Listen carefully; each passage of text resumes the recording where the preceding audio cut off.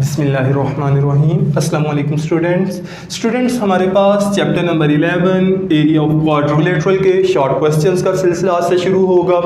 Last lecture में हम लोगों ने ये rectangle, square, parallelogram, rhombus, trapezium और साइक्लिक क्वाड्रिलेटरल के बारे में जानना कि ये क्या होते हैं और इनकी पेरीमीटर एरिया जो फार्मूला इस्तेमाल हो सकते थे वो हम लोगों ने तफसील से जाने। अब आज का हमारा जो पहला टॉपिक है, पहला क्वेश्चन है, वो सवाल ये है डिफाइन क्वाड्रिलेटरल किसे कहा जाता है। तो इसमें क्वाड्रिलेटरल में आप यूं कहेंगे कि प्लेन फिगर, ये एक प्लेन फिगर होती है और आप जानते हैं प्लेन फिगर मैं तफसील से बता चुका हूँ पिछले चैप्टर में कि ये 2 डायमेंशन, वो तमाम की तमाम इश्काल जिनकी सिर्फ 2 डायमेंशन होती हैं, लंबाई चौड़ाई या लंबाई ऊंचाई, तो उनको प्लेन कहा जाता है।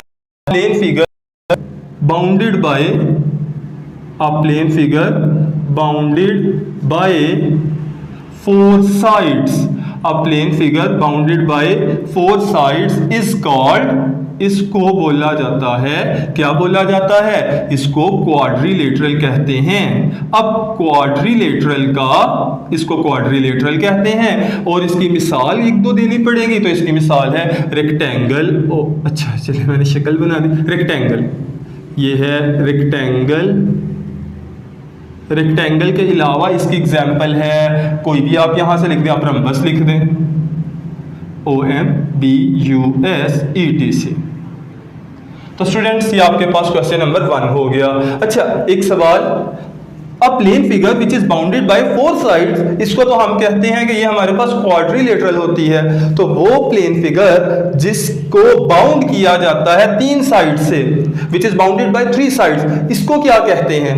आप इसका जवाब कमेंट सेक्शन में दीजिएगा। अब ये देखिए हमारे पास क्वेश्चन नंबर 2, सवाल नंबर 2 ये है, वो कहता है write the area and perimeter of a square of side a. देखें उसने आपको स्क्वायर ऑफ साइड ए दिया हुआ है, सॉल्व मैंने यहां पे शुरू कर दिया, सॉल्व, उसने खुद कहा हुआ है let A B side of a square, A B side of square, A square की साइड है। आपसे वो मांग क्या रहा है, वो आपसे कहता है अगर ए साइड है तो पेरीमीटर बताओ, यहां पे मैं लिख देता हूं पेरीमीटर ऑफ स्क्वायर बताएं, और इसी के साथ साथ वो आपसे कहता है एरिया ऑफ अ स्क्वायर भी बताएं। एरिया ऑफ स्क्वायर क्या है, पेरीमीटर ऑफ स्क्वायर क्या है, एरिया ऑफ स्क्वायर क्या है। स्टूडेंट्स ये देखें स्क्वायर का एरिया और पेरीमीटर तो लिखा हुआ है, तो हम यहां पर लिखेंगे वो as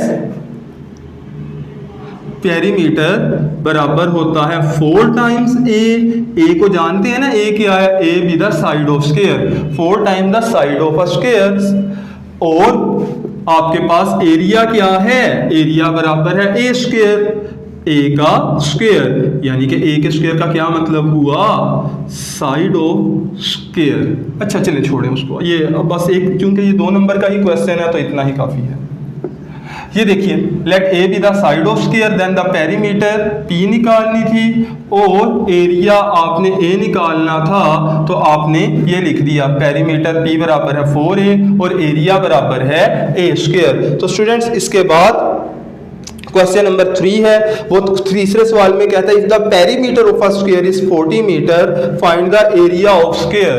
if the perimeter of a square is 40 metre, अगर एक स्क्वायर का पेरीमीटर 40 मीटर है तो आपने क्या बताना है, एरिया ऑफ स्क्वायर बताना है, आपने एरिया ऑफ स्क्वायर बताना है। अब ये देखिए सॉल्व यहां पे मैं शुरू कर चुका हूं। स्टूडेंट्स हम जानते हैं कि आपको इस बारे में पता है ना, एरिया ऑफ स्क्वायर का मतलब है हम लोग ए निकालना चाहते हैं, और ए के बारे में भी आप जानते हैं कि ए क्या होता है, वो एक स्मॉल ए का स्क्वायर होता है, यानी कि साइड का स्क्वायर होता है। तो एरिया के लिए हमें साइड चाहिए और साइड पेरीमीटर से निकाल लेंगे। पेरीमीटर में हम जानते हैं ना इसके फार्मूले में 4a आता है, तो वहां से ए की वैल्यू निकाल लेंगे। ये देखिए मैं लिखता हूं we know that perimeter of a square P बराबर होता है है 4a, p बराबर होता है 4a। यहाँ पर उसने p की क्या वैल्यू दी है 40, लिहाजा आप यहाँ पर लिख देंगे 40 बराबर है 4a, a के साथ 4 मल्टीप्लाई हो रहा है तो वहां पर जाकर बिल्कुल ठीक डिवाइड हो जाएगा, 4 1 4 4 10 40, तो इसका जवाब आ जाएगा साइड ए बराबर है 10 मीटर। ये आपके पास ए की वैल्यू आ गई। सो आगे आप लिख दें, सो एरिया बराबर है ए का स्क्वायर। ए कितना था जी, ए तो 10 था, लिहाजा यहाँ पर आ जाएगा 10 का स्क्वायर, और आप जानते हैं 10 × 10 तो 100 होता है, लिहाजा एरिया का जवाब आ जाएगा 100 मीटर स्क्वायर, 100 मीटर स्क्वायर। इसके बाद स्टूडेंट्स हमारे पास क्वेश्चन नंबर 4 है, मैं उसके लिए इसको ही रेस कर दूं।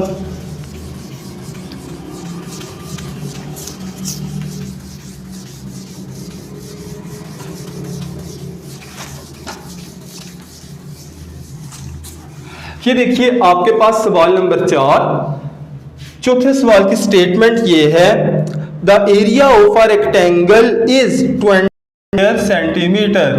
देखें एरिया उसने रेक्टेंगल का कितना दिया है, उसने आपको दिया हुआ है 20 सेंटीमीटर स्क्वायर, 20 सेंटीमीटर का स्क्वायर। अब आगे वो ये कहता है and one of its side is 4 centimetre long. अब देखिए रेक्टेंगल है ना, रेक्टेंगल में आपके पास एक ये साइड है लंबाई जिसको कह लें, और दूसरी साइड ये है जिसको आप ऊंचाई कह लें। ये वाली एक साइड उसने दी हुई है, उसने उस साइड की वैल्यू दी है and the one side is 4 centimetre. मैंने लेट कर लिया, उस साइड का नाम ए है, one side A and A is equal to the 4 centimetre. आगे वो ये कहता है आपसे फाइंड द ब्रेड्थ, यानी कि इसकी दूसरी चौड़ाई या ऊंचाई बता दें, जो भी दूसरी डायमेंशन है, and the perimeter of rectangle. एक तो आपने बी ब्रेड्थ के बारे में बताना है यहां पर, और दूसरे नंबर पर आपने इसमें पेरीमीटर भी इसका बताना है, पेरीमीटर P। तो स्टूडेंट्स हम क्वेश्चन को शुरू करते हैं। ये देखिए सबसे पहले मैं जानता हूं एरिया किसके बराबर होता है, एरिया रेक्टेंगल का बराबर होता है A B.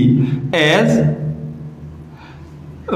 We know that, हम ये जानते हैं कि एरिया ऑफ अ रेक्टेंगल बराबर है ए बी। एरिया की वैल्यू कितनी है 20, ए की वैल्यू कितनी है 4, और बी वैसे का वैसे ही, बी मल्टीप्लाई हो रहा है, यहां पर आकर क्या हो जाएगा डिवाइड हो जाएगा। तो 20 बटा 4, 4 का भाड़ा पड़ते हैं 20 आए तो 4 5 20, लिहाजा बी की वैल्यू आ जाएगी 5 सेंटीमीटर। तो ये आपके पास क्या होगा, ये आपके पास सबसे पहले ब्रेड यानी कि दूसरी वैल्यू आ गई। अब हम लोगों ने क्या निकाला पेरीमीटर, तो पेरीमीटर की जगह पर पेरीमीटर का फॉर्मूला लगा देते हैं। एंड वी नो दैट, हम ये बात भी जानते हैं कि पेरीमीटर P बराबर होता है 2 टाइम्स A प्लस B। अब A की जगह पर A की वैल्यू लगाएं, A की वैल्यू क्या थी 4, और B की वैल्यू क्या है 5, 4 जमा 5 कितना हो जाएगा 9, 9 ज़रब 2 18, लिहाजा आपके पास P का जवाब आ जाएगा 18, और P पेरीमीटर के साथ सेंटीमीटर आएगा। तो ये आपके पास सवाल नंबर 4 का जवाब आ गया। सवाल नंबर 4 के बाद है सवाल नंबर 5। पांचवें सवाल में अच्छा जी अब क्या कहता है, वो कहता है a wire rectangle of original size 2/3 centimetre. असल में वो कह रहा है, एक पांचवा सवाल सॉल्व शुरू करता हूं। ये देखिए वो कहता है एक रेक्टेंगुलर वायर है, एक तार है, और ये कितनी है, ये 2/3 है।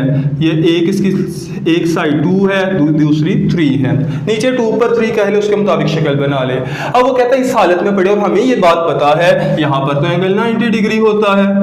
अब क्या हुआ, अब वो कहता है is pressed to form a parallelogram. अच्छा अब ये हुआ कि एक शरारती लड़का आया, उसने क्या किया, उसने इस तार को पकड़ के ना इसकी शक्ल भी बदल दी। अब वो कहता है जो नई शक्ल बन गई है वो पैरेललोग्राम बन गई है, वो आपके पास पैरेललोग्राम बन चुकी है, ये वाली शक्ल।